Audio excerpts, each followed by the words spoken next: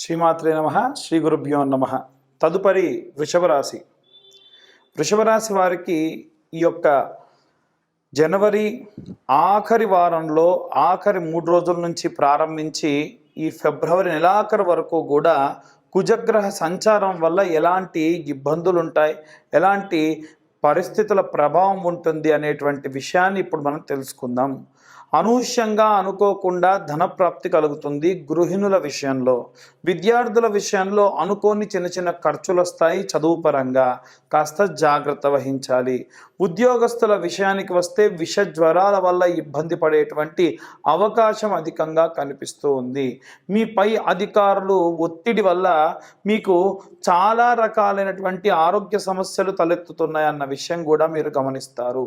వ్యాపారస్తులు కంటికి సంబంధించి ఇబ్బంది ఉండి ఏదైనా డాక్టర్ దగ్గరికి వెళ్ళి కలవాల్సిన పరిస్థితి రావచ్చు.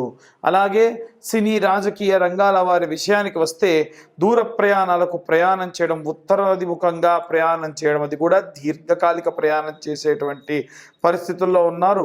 అనుకోని ప్రయాణాలు కూడా ఎదుర్కొనేటువంటి అవకాశంలో ఉన్నారు. చాలా జాగ్రత్త వహించండి.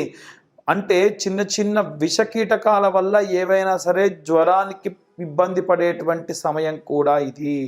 అలాగే ఎవరైతే ఈ యొక్క పొలాల్లో అధికంగా పనిచేసేటువంటి రైతులు కానీ, చేతి పనులు చేసేవాళ్ళు కానీ, వృత్తి పనులు చేసేటువంటి వాళ్ళు కానీ జాగ్రత్తగా ఉండండి. సర్పముల వల్ల ఏవైనా ఇబ్బంది పడేటువంటి అవకాశం ఉంటుంది. అలాగే వీలైనంత వరకు కూడా మీ పరిసర ప్రాంతాల్లో ఎప్పుడూ కూడా మీరు ఉండేటువంటి ప్రదేశాల్లో కూడా ఎటువంటి క్రిమికీటకాల వల్ల, అంటే నీటిలో క్రిమికీటకాలు కావచ్చు, అలా ఇంకే రకమైనటువంటి ఇబ్బందులైనా కావచ్చు, అలాంటివి ఏవి కూడా రాకుండా ఉండే ప్రయత్నం చేసుకోండి. అలాగే విదేశీయానాలకు ప్రయాణం అయ్యేటువంటి పిల్లలు కొంతమంది ఇవాళ రేపు వెళ్తూ ఉన్నారు. ప్రాపర్ డాక్యుమెంటేషన్ లేకుండా వెళ్తే మధ్యలోనే మళ్ళీ వెనక్కి తిరిగి పంపించే ప్రమాదం కూడా ఉంది. అలాగే ఇవాళ రేపు కొంతమంది మమ్మల్ని అడిగేది ఏంటంటే, అమెరికాలో చాలా ఉద్రిక్తమైనటువంటి వాతావరణం ఉందండి, మరి అక్కడి నుంచి మా పిల్లవాడిని పంపిస్తారేమో భయంగా ఉంది అంటే, నిజంగా ప్రాపర్ డాక్యుమెంటేషన్ లేకుంటే మీ అంతటి మీరే వెళ్ళి సరెండర్ అయిపోవడం మంచిది. లేదంటే అక్కడున్న మీ వస్తువులు కూడా తీసుకురాకుండా వాళ్ళు డిపోర్ట్ చేసేసి అక్కడి నుంచి పంపించేస్తారు. మీరు ఏదైనా ఇబ్బందిలో ఉండి మీరు అనుకోకుండా కొంతకాలంగా అక్కడే ఉంటే మన భారతదేశంలో ఉండేటువంటి ప్రభుత్వానికి లేఖలు రాస్తే మీ పాస్పోర్ట్ సీజ్ కాకుండా ఉండే ప్రయత్నం కూడా చేసి మిమ్మల్ని సునాయాసంగా ఇండియాకు పంపించే అవకాశం కూడా కనిపిస్తూ ఉంది. కాబట్టి జాగ్రత్తగా ఉండండి, అధైర్యపడకండి. ఇబ్బందికర వాతావరణాలు ఎప్పుడూ ఉంటూనే ఉంటాయి. ఇక అన్ని ఇప్పుడు వీళ్ళందరికీ సంబంధించి చెబుతున్నారండి. డేట్ ఆఫ్ బర్త్ టైం లేకుండా చెప్పరని మీరే చెప్పారు కదా. ఎలా చెప్తున్నారంటే కేవలం గోచార రీత్యా చెప్పేటువంటి విషయాలండి. ఇవన్నీ కూడా గోచార రీత్యా చెప్పేటువంటి విషయాలు కేవలం పేరు మాత్రమే తెలిసిన వారికి మాత్రమే జరుగుతుంది. అలా కాకుండా మీ పూర్తి జాతకం తెలుసుకోవాలి అనుకుంటే మీ date of birth, time of birth, place of birth మాకు వాట్సాప్ చేస్తే కింద ఉన్న నెంబర్కి మీ జాతకం గురించి డీటెయిల్డ్గా మీతో మాట్లాడడం జరుగుతుంది. ఇంకా ఈ యొక్క అన్ని వర్గాల వారు, విద్యార్థులు కానీ, గృహిణులు కానీ, సినీ రాజకీయ రంగాల వారు కానీ, వృద్ధాప్యంలో ఉన్నటువంటి వాళ్ళు కానీ ఎవరైనా సరే ఎలాంటి జాగ్రత్తలు తీసుకోవాలి, ఎలాంటి మంత్రపఠనం చేయాలి, ఎలాంటి రెమెడీస్ పాటించాలనే విషయాన్ని ఇప్పుడు మనం తెలుసుకుందాం.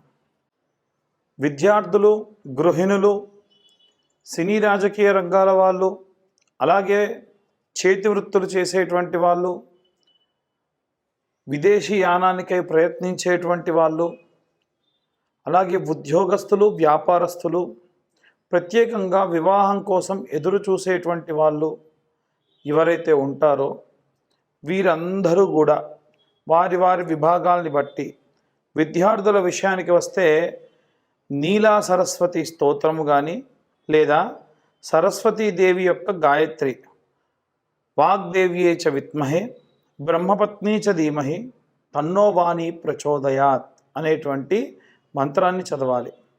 అలాగే మనము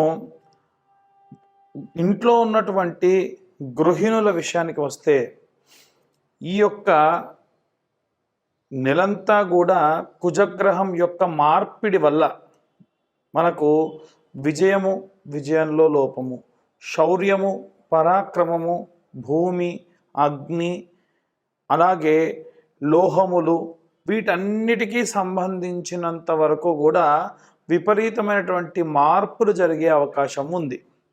ఇవన్నీ కూడా ఇంట్లో ఉన్నటువంటి ఆడవాళ్ళు సర్వసాధారణంగా వారు చేసుకునేటువంటి పనులలో భాగం. కాబట్టి అమ్మవారి యొక్క శ్యామలాదేవి యొక్క దండకం చదువుకోవడం చాలా చాలా ఉత్తమం అండి.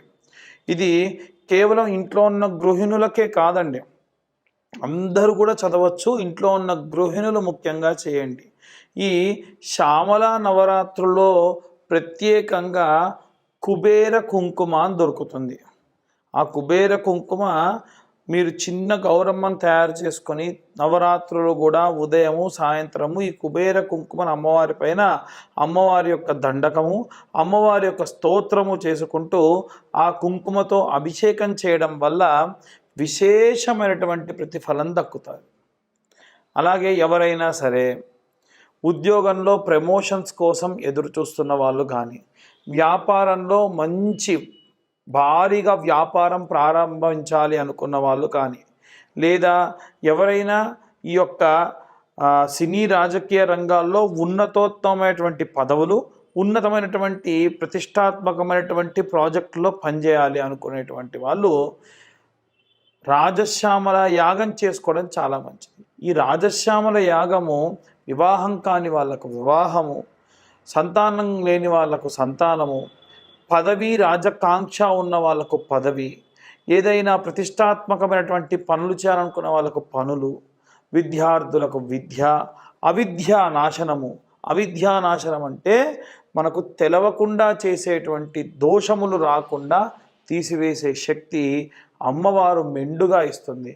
కాబట్టి మేము రాజశ్యామల యాగం లాంటి పెద్ద పెద్దవి చేయించుకోలేమండి అనుకున్న వాళ్ళు మీరు కేవలము శ్యామల దండకం చదువుకున్నా సరిపోతుంది. అలాగే ఈ యొక్క వ్యాపారస్తులు కానీ ఉద్యోగస్తుల విషయానికి వస్తే ఎవరైనా సరే కోర్టు వ్యవహారాలు ముఖ్యంగా ఉన్నవాళ్ళు, విదేశీ యానానికే ప్రయత్నిస్తున్న వాళ్ళు హనుమాన్ లాంగూల స్తోత్రము అని ఉంటుందండి. ఇది శత్రునాశనము, సకల భూత ప్రేత పిశాచ యక్షిని మోహిని రాక్షస గణములన్నిటినీ కూడా సంహరించేటువంటి శక్తిగల ఆంజనేయుడు మన యందు ఉంటాడు. ఆ మంత్రము చదవడము, చదవక లేకున్నా రోజుకొకసారి వినడం వల్ల ఆ మంత్రం ఏమిటి అంటే, ముఖ్యంగా రైతులు ఎవరైనా కానీ, చేతి వృత్తులు చేసుకునే వాళ్ళు కానీ ఎవరైతే ఉంటారో, ఎవరైతే చీకట్లలో పగలు రాత్రి తేడా లేకుండా పనికై ప్రయాణం చేస్తూ ఉంటారో, దూర ప్రయాణాలు చేస్తూ ఉంటారో, వీరందరూ కూడా హనుమాన్ లాంగూల స్తోత్రాన్ని చదవడం చాలా శక్తినిస్తుందండి.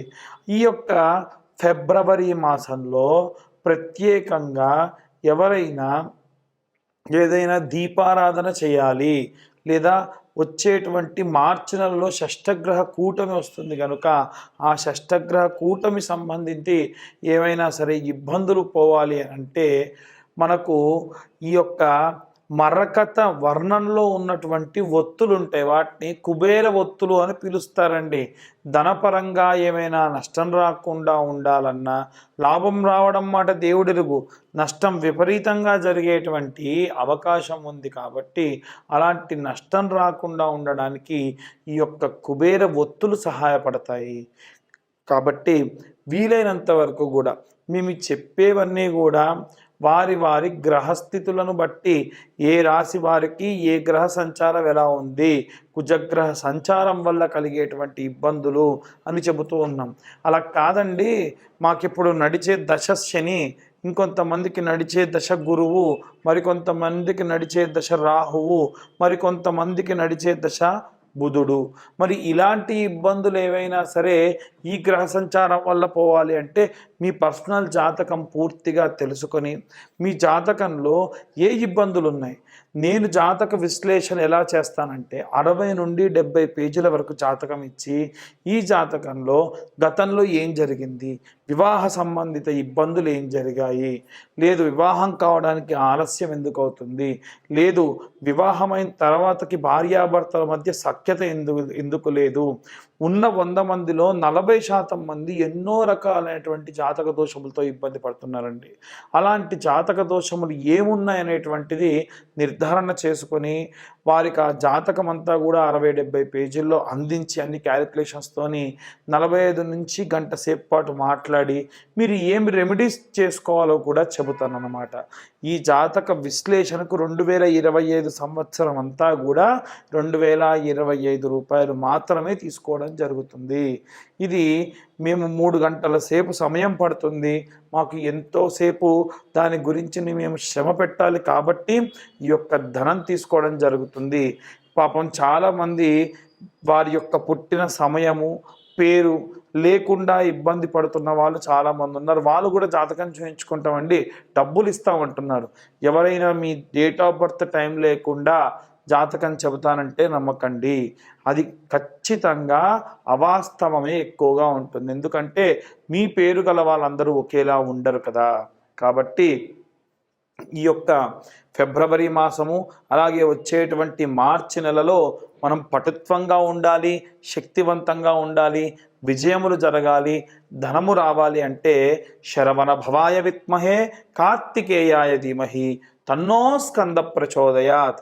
సహస్రం పాటు అంటే ఈ 45 దినములలో కనీసం 1000 సార్లు గనక మీరు కానీ చదివితే విశేష ప్రతిఫలాలు దక్కుతాయండి. ఇంతగా ఎందుకు చెబుతున్నారండి పంతులు గారు అనంటే, చాలామంది జాతకరీత్యా దోషములు ఈ ఫిబ్రవరి మార్చి నెలలో కీలక పరిణామాలకు దారి తీసే అవకాశం ఉంది. కాబట్టి జాగ్రత్తగా ఉండండి. అందరికీ కూడా స్వస్తి. జై శ్రీరామ్.